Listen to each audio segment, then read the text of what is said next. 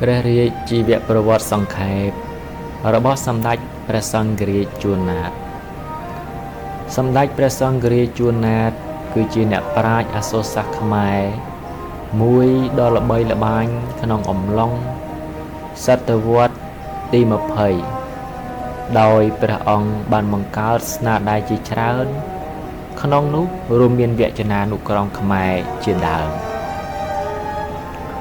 វចនានុក្រមនោះបានបន្សល់ទុកឲ្យកូនចៅខ្មែរប្រើប្រាស់រហូតមកដល់សព្វថ្ងៃសម្ដេចព្រះសង្ឃរាជជួនណាតជតញ្ញាណោបានចូលប្រតិវង្គតកាលពីថ្ងៃទី25ខែកញ្ញាឆ្នាំ1969ក្នុងប្រជន្មាយុ86ព្រះវស្សាយោងតាមឯកសារចេញផ្សាយដោយវិទ្យាស្ថានភាសាជាតិនៃរាជបណ្ឌិតសភាកម្ពុជាបានបញ្ជាក់ថាសម្ដេចព្រះសង្ឃរាជជួនណាតបានប្រសូតនៅថ្ងៃអង្គារ11រោចខែផល្គុនឆ្នាំវោកឆស័កពុទ្ធសករាជ2427ត្រូវនៅថ្ងៃទី11ខែមីនាគ្រិស្តសករាជ1883ស្រុកកំណើតរបស់ព្រះអង្គស្ថិតនៅក្នុងភូមិកំរៀងសង្កាត់រកាកោះស្រុកគងពិសីខេត្តកំពង់ស្ពឺដែលមានមាតាឈ្មោះយុបិតាឈ្មោះព្រំជួនជាកសិករព្រះអង្គមានបងប្អូនបង្កើតចំនួន2នាក់គឺរូបព្រះអង្គនិងប្អូនប្រុសគឺលោកអុកញ៉ាមហាមន្ត្រីជួននុតសម្ដេចព្រះមហាសង្ឃរាជកាលវ័យកុមារព្រះអង្គបានសិក្សាផ្នែកអក្សរសាស្ត្រជាតិរហូតដល់ជន្មាយុ18ឆ្នាំក៏បានចូលបួសជាសាមណេរក្នុងពុទ្ធសករាជ2441ត្រូវនឹងគ្រិស្តសករាជឆ្នាំ1897ព្រះអង្គបួសនៅទីនោះអស់រយៈពេល2ឆ្នាំទើបទៅរៀនសូត្របរិយត្តិធម៌នៅវត្តឧណាឡោមនាក្រុងភ្នំពេញក្នុងព្រះជន្មាយុ21ព្រះវស្សាព្រះអង្គបានបំពេញឧបសម្បទាជាភិក្ខុនិងគង់នៅក្នុងវត្តពោធិព្រឹក្សស្រុកកណ្ដាលស្ទឹងខេត្តកណ្ដាលនៅក្នុងពុទ្ធសករាជ2488ត្រូវនឹងគ្រិស្តសករាជ1904នៅពេលនោះព្រះអង្គបានទទួលនាមបញ្ញត្តិថាជតញ្ញាណោតាក់ទងនឹងវិស័យសិក្សាគឺព្រះអង្គបានចាប់ផ្ដើមរៀនសូត្រជាដំបូងគឺមេសូត្រនិងប្រែមូលកច្ឆាយណៈនិងគម្ពីរធម្មបទពីព្រះពុទ្ធឃោសាចារ្យព្រះនាមម៉ាកេតដែលជាព្រះឧបជាសម្ដេចព្រះសង្ឃរាជជួនណាតទ្រង់បានរៀនចេះក្រៅពីភាសាជាតិព្រះអង្គក៏បានចេះដឹងនៅវិយាករណ៍ភាសាបាលីសំស្ក្រឹតដែលកាលនោះក្នុងរវាងគ្រិស្តសករាជ1910ក្នុងចំណោមអ្នកសិក្សាភាសាបាលីព្រះអង្គមានព្រះកិត្តិស័ព្ទល្បីថាជាព្រះថេរៈមួយអង្គមានភាពស្ទាត់ជំនាញនិងពូកែខាងភាសាបាលីម្យ៉ាងទៀតព្រះអង្គបានរៀនចេះភាសាផ្សេងទៀតជាច្រើនដែលរួមមានភាសាថៃឡាវបារាំងអង់គ្លេសនិងវៀតណាមនៅពុទ្ធសករាជ2457ត្រូវនឹងគ្រិស្តសករាជ1913សម្ដេចព្រះសង្ឃរាជជួនណាតបានចូលប្រឡងដេញប្រយោគនៅក្នុងព្រះឧបោ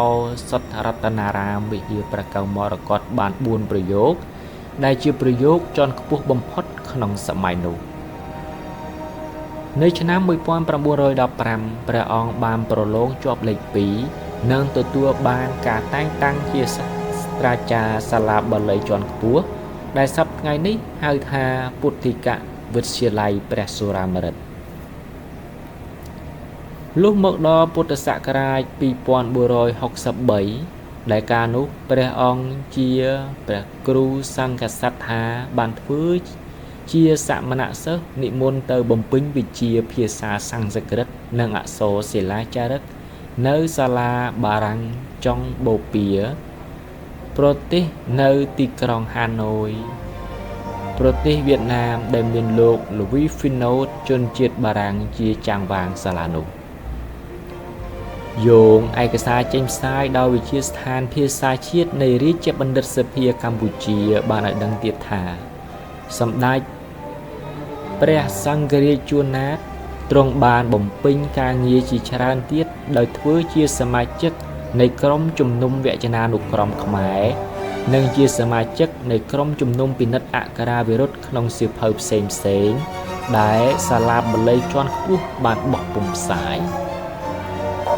ក្រៅពីនេះទៀតព្រះអង្គបានធ្វើជាមេប្រយោគក្នុងការប្រឡងយកវិញ្ញាបនបត្របឋមសិក្សាខ្មែរ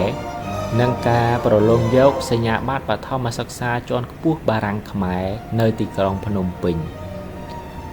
នៅក្នុងពុទ្ធសករាជ2471គ្រិស្តសករាជ1927ព្រះអង្គបានទទួលការតែងតាំងជាសមាជិកជំនុំផ្ដាច់ឆ្នាំសម្រាប់បណ្ណាល័យកម្ពុជាដែលសពថ្ងៃហៅថាវិទ្យាស្ថានពុទ្ធសាសនបណ្ឌិតក្រៅពីនេះទៀតព្រះអង្គជាចាងវាងរងសាលាបាលីជាន់ខ្ពស់និងជាសមាជិកជំនួយនៃក្រុមជំនុំព្រះត្រៃបិដកម្យ៉ាងទៀតសម្ដេចព្រះសង្ឃរាជជួនណាតទ្រង់ធ្លាប់ជាសមាជិកនៃក្រុមជំនុំខាងការស្រាវជ្រាវជ្រើសរើសរកពាក្យពេចន៍ក្នុងផ្ទៃរឿងរបស់កវីនិពន្ធខ្មែរបុរាណដើម្បីប្រមូលបញ្ជូនពាក្យទាំងនោះទៅក្នុងវចនានុក្រមខ្មែរនិងជាសមាជិកក្រុមជំនុំពិនិត្យសៀវភៅរបស់ក្រសួងសិក្សាធិការជាតិ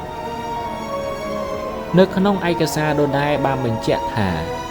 នៅក្នុងពុទ្ធសករាជ2478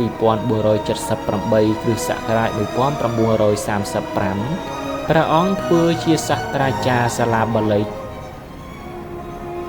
សំស្ក្រឹតខ្មែរនិងឡាវប្រចាំថ្នាក់ទីបំផុតនៃមធ្យមសិក្សានៅវិទ្យាល័យព្រះស៊ីសុវត្ថិក្រុងភ្នំពេញសម្ដេចព្រះសង្ឃរាជទ្រង់បានទទួលតំណែងជាព្រះចៅអធិការវត្តឧណឡោមនិងជាអធិបតីនៃថេរសភាគឺក្រុមជំនុំជាន់ខ្ពស់របស់ព្រះសង្ឃម្យ៉ាងទៀតព្រះអង្គបានទទួលតួនាទីជាអនុប្រធានគណៈកម្មការវប្បធម៌ផ្នែកអក្សរកនៃគណៈកម្មការជាតិខាងការសិក្សានៅឆ្នាំ1961ទ្រង់បានធ្វើជាប្រធាននៃការសម្ភាសន៍អក្សរសាស្ត្រផ្សាយតាមវិទ្យុជាតិនៅរៀងរាល់ថ្ងៃសុក្រព្រះអង្គក៏ជាប្រធានគណៈកម្មការពិនិត្យអត្ថបទផ្សាយផ្នែកប្រវត្តិសាស្ត្រខ្មែរនិងជាប្រធានគណៈកម្មការពិនិត្យនិងកំណត់អំពីន័យរបស់ទង់ជាតិខ្មែរទាក់ទងនឹងការបំពេញការងារនៅក្រៅប្រទេសសម្ដេចព្រះសង្ឃរាជជួនណាតទ្រង់ដឹកនាំគណៈប្រតិភូទៅទស្សនានៅវត្តខ្មែរកម្ពុជាក្រោមនិងទៅកាន់ប្រទេសឡាវដើម្បីប្រជុំប្រឹក្សាកិច្ចការនៃពុទ្ធសាសនបណ្ឌិតនៅទីនោះនៅឆ្នាំ1943ព្រះអង្គបានទទួលតួនាទីជាសមាជិកឆ្លើយឆ្លងសាលាបារាំងនៅចុងបូព៌ាប្រទេសសម្ដេចក៏បានដឹកនាំប្រតិភូទៅកាន់ប្រទេសស្រីលង្កាភូមាដើម្បីធ្វើឆដ្ឋសង្គាយនានៅទីនោះនៅមានបេសកកម្មក្រៅប្រទេសជាច្រើនទៀតដែលសម្ដេចព្រះសង្ឃរាជជួនណាតទ្រង់បានបំពេញការងារលុះមកដល់ពុទ្ធសករាជ2507គ្រិស្តសករាជ1963ព្រះអង្គបានទទួលឋានៈជាសម្ដេចព្រះសង្ឃរាជថ្នាក់ទី1ពីសម្ដេចព្រះនរោត្តមសីហនុព្រះប្រមុខរដ្ឋនៃប្រទេសកម្ពុជាបន្ទាប់មកនៅឆ្នាំ1967ព្រះអង្គទទួលបានសញ្ញាបត្របណ្ឌិតអក្សរសាស្ត្រពេញលក្ខណៈពីសម្ដេចព្រះប្រមុខរដ្ឋក្នុងនាមមហាវិទ្យាល័យអក្សរសាស្ត្រនិងមនុស្សសាស្ត្រនៃភូមិន្ទសាកលវិទ្យាល័យសម្ដេចព្រះសង្ឃរាជជួនណាតទ្រង់បានកសាងគម្ពីរដីកាជាច្រើនទាំងគម្ពីរស្លឹករឹត និងគម្ពីរជាសៀវភៅជាពិសេសគឺសៀវភៅប្រែពីភាសាបាលីមកជាភាសាខ្មែរដើម្បីសម្រាប់ឲ្យពុទ្ធបរិស័ទបានសិក្សារៀនសូត្រសៀវភៅទាំងនោះរួមមានវចនានុក្រមខ្មែរមាន2ភាគហើយត្រូវបានគេបោះពុម្ពផ្សាយជាច្រើនលើករួចមកហើយរហូតមកដល់សព្វថ្ងៃសៀវភៅកច្ចាយនូបឋមឬពយាករណ៍បាលីមានចំនួន2ភាគសៀវភៅកហិបដិបត្តិសៀវភៅសាមណេរវិន័យបតិមោខសង្វរសិលសង្ខេបកាបលោកធម៌លៈក្រៅពីនេះទៀតព្រះអង្គក៏បានតែងជាសុភមង្គលភាសាបាលីបច្ចាវៈ7គាថាព្រមទាំងប្រែជាសម្រាយសម្រាប់សូត្រថ្វាយសុភមង្គលព្រះមហាក្សត្រព្រះអង្គក៏បានតែងអត្ថបទផ្សេងជាច្រើនទៀតនៅក្នុងទស្សនាវដ្តីកម្ពុជាសុរិយារបស់ពុទ្ធសាសនបណ្ឌិតតាំងពីឆ្នាំ1926ហើយនៅមានអត្ថបទធម៌ផ្សេងដែលចុះនៅក្នុងទស្សនាវដ្តីពន្លឺពុទ្ធចក្រប្រការសំខាន់មួយទៀតដែលគួរឲ្យកត់សម្គាល់នោះសម្ដេចព្រះសង្ឃរាជជួនណាតព្រះអង្គបាននិពន្ធគឺនិពន្ធនៅទំនុកច្រៀងបទនគររាជសម្រាប់ភ្លេងជាតិខ្មែរឬបទគោរពទង់ជាតិដែលបានបន្សល់ទុករហូតមកដល់សព្វថ្ងៃនេះព្រះអង្គក៏បានតែងនិពន្ធនៅទំនុកបទសារភ័ញ្ញឬធម៌សូត្រជាបទជាដើមនៅរាល់ស្នាព្រះហស្ថទាំងឡាយរបស់ព្រះអង្គទាំងផ្នែកអក្សរសាស្ត្រជាតិនិងទាំងផ្នែកធម៌ក្តីដោយបានបញ្ជាក់មកនេះរហូតមកដល់បច្ចុប្បន្នស្នាព្រះហស្ថទាំងនោះនៅតែបានដកជាប់ព្រមទាំងមានការកោតសរសើរយ៉ាងក្រៃលែងពីសំណាក់ពុទ្ធបរិស័ទប្រជាពលរដ្ឋកូនចៅខ្មែរពីមួយជំនាន់ទៅមួយជំនាន់ឯកសារចេញផ្សាយដោយវិទ្យាស្ថានភាសាជាតិនៃរាជបណ្ឌិតសភាកម្ពុជាបានបញ្ជាក់ថាសម្ដេចព្រះសង្ឃរាជជួនណាតបានបំពេញការងារជួយជាតិនិងសាសនារហូតដល់ព្រះកាយរបស់ព្រះអង្គសោយប្រតិវង្គតនៅថ្ងៃ15កើតខែផុតត្របុត្រត្រូវនឹងថ្ងៃទី25ខែកញ្ញាឆ្នាំ1969ក្នុងព្រះជន្មាយុ86ព្រះវស្សានៅក្នុងវត្តឧណាឡោមរាជធានីភ្នំពេញការចូលប្រតិវង្គតរបស់ព្រះអង្គគឺបានធ្វើឲ្យ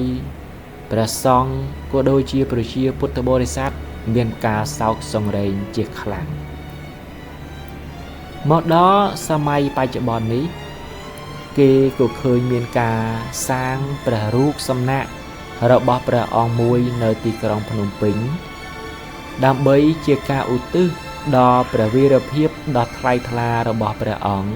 និងឲ្យកូនចៅខ្មែរក្នុងចំនួននេះព្រមទាំងចំនួនក្រោយៗបានដឹងស្គាល់អំពីអ្នកប្រាជ្ញខ្មែរមួយព្រះអង្គនេះ